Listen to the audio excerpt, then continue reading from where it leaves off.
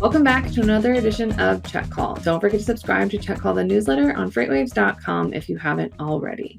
Today we welcome back in a new capacity, the one and only Grace Sharkey, but this time she is the Senior Manager of Communications and PR at Orderful, and she is joined by Blake Harries, the Senior Channel Manager from Orderful as well. Welcome to the show, ladies. Thank you. So for today, we are getting into something that obviously everybody has to deal with, and that is the one and only beautiful EDI, also known as the bane of my existence at some point in time. But you know what? It's because I didn't have you guys on my side. I was just out here trying to talk to carriers and getting them to get their lives together, which, as we know, is a tall order. It's a tall order. Before we get too far into our main topic of the day today, let's get some background on you guys and how you both got started at Orderful. Blake, let's start with you. Sure. I come from an interesting background. Most recently working at an e-commerce company, really focused on D2C, across order management, product inventory management. But again, really focused on direct to consumer. What the difference between, I think, Orderful and really how I've grown into this role here is focusing in on B2B and getting really prescriptive on a single thing that Orderful is really good at. And I've been here overseeing our strategic technology partnerships and looking to scale our relationships and customers as well. I like that part. You have that kind of that unique background that slides itself nice inly. Because I feel like if you can do direct to consumer, you can handle a B2B no problem, because it's, arguably infinitely less complicated than a direct to consumer. Grace, we know you had some time here at FreightWaves. How'd you end up at Orderful? Yeah, well, it's interesting. I actually learned about Orderful years ago. It was one of the companies I actually wrote about because so many customers had reached out to me about their product. And as you know, I have this background in logistics, and I quite literally remember the day that we got a major account who wanted to give us a lot more business. And it was particularly, I think, during Hurricane Katrina. I was moving lumber and wood. But in order to connect to their system to get this mass amount of volume, we had to trade EDI right with them. And I'm talking like we're a medium-sized brokerage just growing with barely any tech people on our team. So I remember that feeling of being like, what even is EDI? Like, just let me book this truck, And so learning about the company, learning more about Eric and his leadership and what the company was doing, I totally understood the pain point. And I think having such a deep background in freight technology as well, it's the type of technology that you have to consider before you even start looking into integrating into other solutions, right? Like, how is your data flowing from all of your vendors and all of your partners? Because if you want to get into visibility tools or any other type of technology that needs your data, it needs to know the accurate data and what's happening now. And so that's what I thought was interesting. It was like, okay, this is the type of technology that's going to help other tech work in the space. So I met the team and of course met Blake and everyone else and had to join. Love the team at FreightWaves, always will till I die. But it was time for me to get out of the journalist seat and get back into the operations of what I've been writing about this whole time. And so I thought this was the perfect way to do that. Well, I love it. As someone who also has a logistics background, I am all too familiar with the getting the raw EDI and counting the number of spaces over and what asterisk is it after and all of that. And then you're sitting there and you're trying to figure out why something's not mapping correctly. And then you're just sitting there counting rows, looking like an insane person trying to figure this out. And somebody's like, why do you care about that? And I'm like, because it's everything. So that being said, that ties itself nicely into life today. So for those that aren't, sitting there counting rows, counting lines, counting asterisks, how do you kind of explain why EDI is still important? Because I know now when you talk about kind of sharing data and everything like that, you have EDI, API, and I'm sure a whole bunch of other three-letter words that I have no idea what they are. But why is EDI still so important, especially when you have these like automatic API integrations as well? Like, I'll let you take this from your point of view if you want to go for it. Sure. Sure. So when I think about EDI, it's a standard, like you mentioned, that's the furthest thing from standard. And so I think when we talk about why EDI still matters is it's despite being an old technology, it is still the most universal way for businesses to communicate. And so it's a safe, reliable, and typically fast method for data transmission. But really, I guess kind of like elephant in the room is that it breaks a lot. And so it's something that is an incumbent. People are often not waking up thinking, today's the day I redo my EDI. It's usually when something breaks, that we're engaging with them. And so, I think it's going to continue to be a critical piece of technology, forever. I don't see it going anywhere. I personally I never thought about EDI, like you said, until it broke. And then when it did break, it was just a really bad few days, not gonna lie. It's a real bad few days when it does break. So I guess, Grace, why, what typically is the root cause of like an EDI kind of failure? Is it just like, oops, we accidentally decided to change numbers of things? Or like what kind of problems does that cause for an organization when their EDI breaks? Well, I think, yeah, it's a changing of those guidelines between different companies. I think that's a big one. And I think often, too, even outside of just breaking in the now, a lot of it's just the process of onboarding new clientele when you get them, right? It's like, once again, like Blake touched on this, it's the problem that you never see coming. And then when it comes, it's just like a really hard brick wall.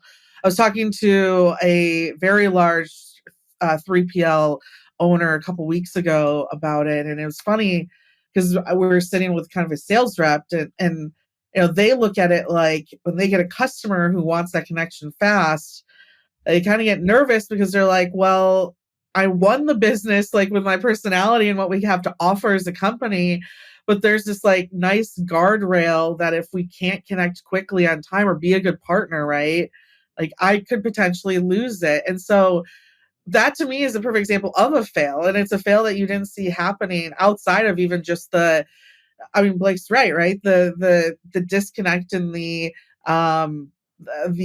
breakdowns that can happen as well. I mean, once you start trading EDI, that will happen, right? And it's about your provider and how they're preventing that from happening, and how much control they have to help you through that process as well. And I think it's not only, the breakdown of before it's happening, but even afterwards, as you start adding more partners, that's the frequency of that happening could potentially get bigger and bigger. So, it's a lot of times, we always talk about like in this on this show how people like want to build their own TMS, and we kind of laugh because it's like that sounds good until all of a sudden you start seeing all of the money that you put into like house that data and like actually being a tech company. It's the same problem here, right? Like you get a number of EDI partners, and that problem of constant breakdown is going to happen. It's just the technology. But are you working with a partner like Orderful who's continuing to innovate how we solve those problems, watch for those problems, and use the APIs like you talked about, more modern tech to avoid those issues? I think that's what's great too. So yeah, there's a number of different ways it can break down, and like Blake kind of touched on, it's almost inevitable at this point. Right. When you think about the way that, the the system of EDI historically has been set up, it's prone, like you mentioned, prone for failure. There's an eminent human error. There's manual integration work that's being done, and point code that's being written, hosted, maintained. I mean, there's written for errors.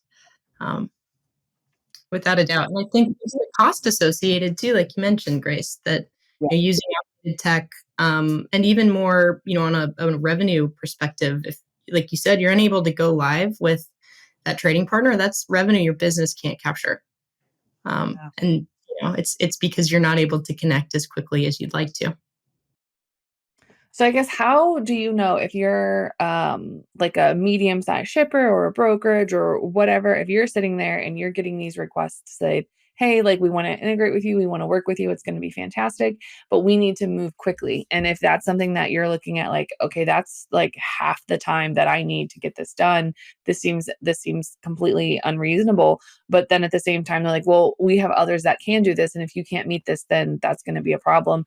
When do you kind of know, as a provider or as like a service provider, when do you know that, okay, maybe we might be in out over our heads a little bit, and when do we need to start actually reaching out? Because I think a lot of people get stuck if, like, oh, I have a legacy system, or I have all of this homegrown buffoonery, because I'm going to call it buffoonery if we're being honest. I have all of this homegrown buffoonery. I can't use something that's like kind of cutting edge and technologically savvy. Like, I can't do that. I have old spaghetti code. Like, how do you even begin to start this conversation to look for a partner? And is there a partner out there that can help you kind of get things up to speed? Blake, I'll let you start this one. Yeah. Sure, sure. So I think the biggest, we talked about earlier how people aren't, waking up and deciding that today's the day I'm going to redo my EDI, but there's often a change signal or, a pain point that's really driving the exploration or, evaluation of an alternative solution. And those things can be as simple as visibility, right? I have no visibility into my EDI program. You called it buffoonery, right? I have to reach out to somebody. I'm not able to trade with who I want to, and I don't really know why. That's one one major reason. So a lack of end-to-end visibility across an EDI program.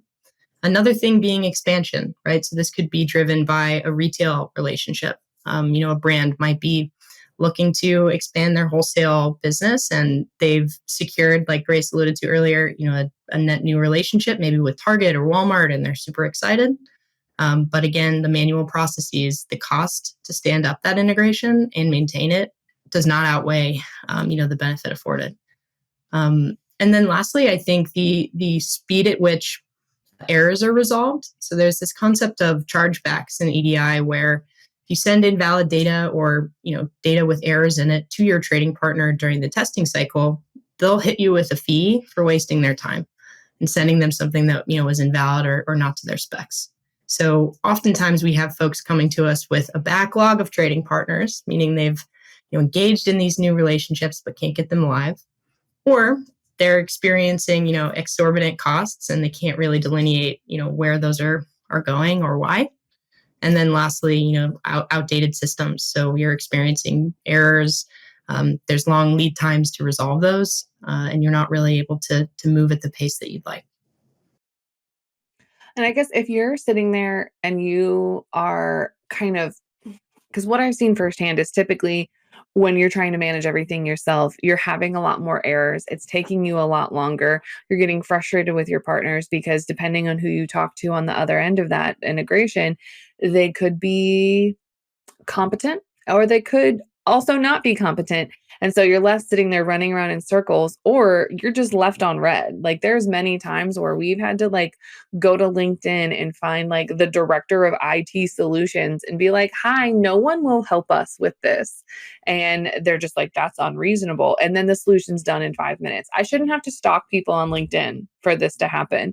So I guess, what are some of those red flags that people should see, or when they see, to say, hey, maybe we don't need to wait for something to break. We might need to start shopping for a new vendor or look for some others, look for literally anything else that's better than this. Like, what are some of those red flags that people would see?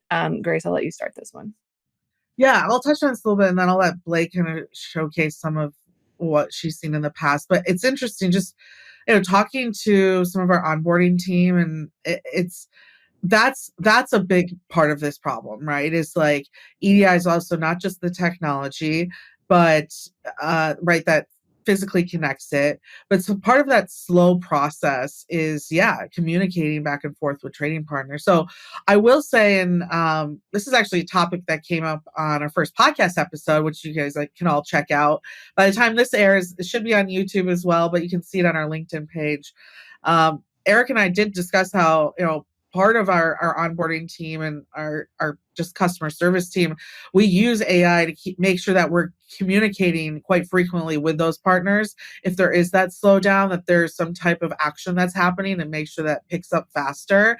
And a lot of the work right now as we're growing too is building those connections, working closer with some of these larger retails like Walmart, like Target, like Kohl's, for example, and building such a close relationship that we currently have, where we can avoid some of that delay that I'm sure people have experienced even when they choose an EDI provider. So I love that you asked that question, because I think that's something that often comes up to people like Blake and our onboarding team, because they know, okay, yeah, as great as the technology can be, what is your team doing in the background to make sure that the partners we're working with are making sure this happens? Blake, do you want to kind of expand on that? Sure. Yeah, I think that you mentioned the human intervention or the human interaction that has to take place, but what Orderful has done is really try to minimize that. So our onboarding team is solely focused on certifying guidelines, expanding our network, building relationships with those trading partners so that we can get quick responses. We do have good rapport, and they're willing to handle queries in a timely manner. I would also say that I think it comes down to like a damaged reputation with the company and the retailer themselves. There's a lot in a reputation, and you said, like, you hit on it, right? You only get one shot. So if you mess it up, then there probably isn't going to be another Walmart down the line that you're able to onboard with. So there's consequences for things like missed POs or fines associated with chargebacks, and ultimately it's hindering the company's growth. So I guess something that you've mentioned a few times is, growth and everything through integrations with EDI. Because there's something that is often perceived, or at least in my opinion, I see it perceived as kind of EDIs. I'm not going to say it's like old technology, but it's not like the cutting edge. It's not the new hotness on the block, right? But it's still something that's very important, very crucial, and it's something that everybody uses every day. So for that to be considered like old technology, I'm like, you guys will use it every day. Like, come on.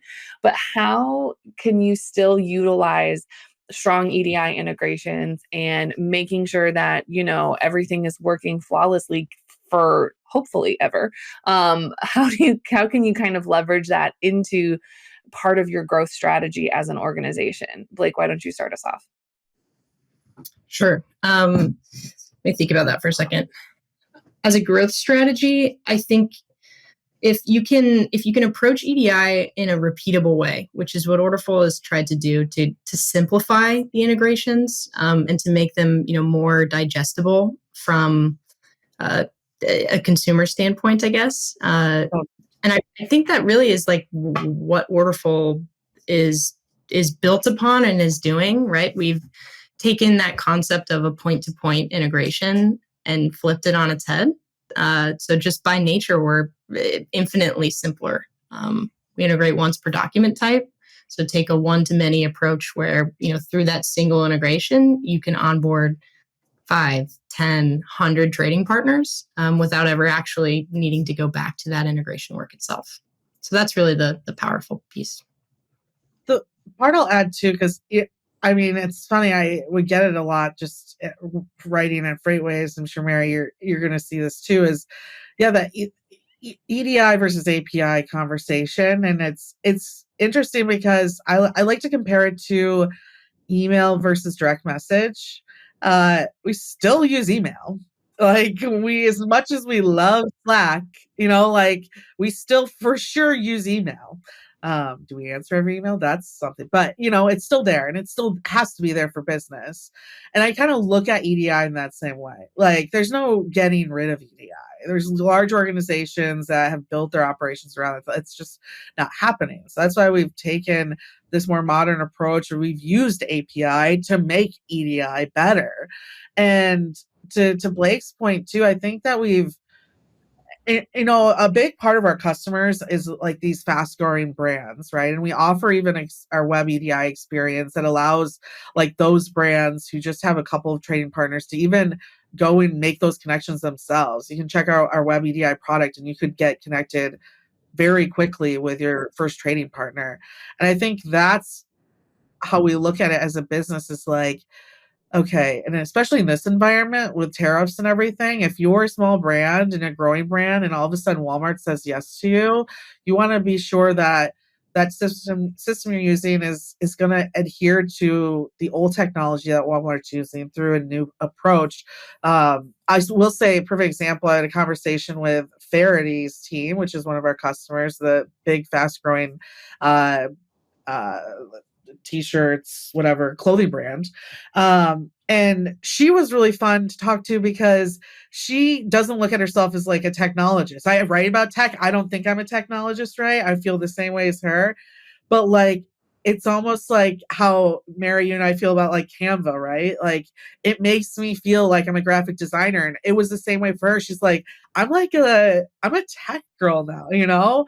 And she can build out and continue to help Verity grow with a technology that she like doesn't fully understand. And that's like, I think what's cool is like maybe making that mapping, which we'll have some really cool product stuff coming around the line on that, but making that mapping so simple that literally someone who doesn't even know what EDI stands for can probably figure it out. I really like that approach too, because that means it's more accessible and it's less daunting, like it's less, oh, I have to have a coding background, I have to have this, I have to have that. So we have a few minutes left before we get to our favorite question of the day. I have a quick question for both of you, and that is kind of, where do you see the future of AI, of EDI? Too many letters. Where do you see the future of EDI, maybe in the next 3 to 5 years? Do you see it kind of playing the same role, or do you see it doing something else? Grace, we'll start with you. Yeah, I think that we'll eventually, through AI, and I honestly, I think with the tools that we're building here today, we'll just get to a point where everything's almost pre-connected. And it's just like opening up these streams of data for individuals. And honestly, something that we're looking at as a company long-term as well is, okay, now that we've opened up these pipes and we've made it so easy for customers, what can we now do with all this data? So not only like pre-connecting everything and making it so easy, but helping our customers also see what their data can do. I don't know if you know this, Mary, but we are actually a partner of Sonar's. A lot of our data helps power Sonar too. So, right. So using that kind of same concept, I think is what more can we offer once we make this pre-connection so simple. And then Blake, what do you see for the future? I would say our tagline, right? We have it all over our website. You can check it out. The idea is you can integrate with Orderful in 9 days or less. Our goal is to bring that down to 9 hours to 9 minutes, right? Like as simple as clicking a button, following a workflow, and onboarding your trading partner is like really as like a visionary kind of like where we want to be. Yeah. I actually like that spot because you don't want to be like, oh, we're gonna have to do this and it's gonna take 6 months. If we can just get it done really quick, 10s across the boards. All right. Speaking of 10 across the board, it is time for arguably the best question of the day. And that is going to be, if you could build a house out of any food, what would you choose? I will let you decide who gets to go first. I'll go first. Just because I'm a part of the Panera Sip Club because I get their coffee every morning and that's pretty much it. I'm going to say 30-minute-old cut Panera bagels because those things, once you cut them, have the smallest shelf life of all time. You could literally kill someone by throwing it at a minimal speed. So my house would be, I would stack them like bricks. So that could kind of be like a cool look, but that would be mine. And they have to be cut because then they dry out so fast. The moment you cut that thing, it's over. So yeah, dried, cut up Panera bagels. That's hilarious. I love that so much. I took a little bit of a different approach with my answer. I have been admittedly obsessed with Uncrustables recently. And I know, call me, it's like I'm this old. I found out about them a few weeks ago. Can't stop eating them. But I would argue that would be a very effective building material. You could build them frozen.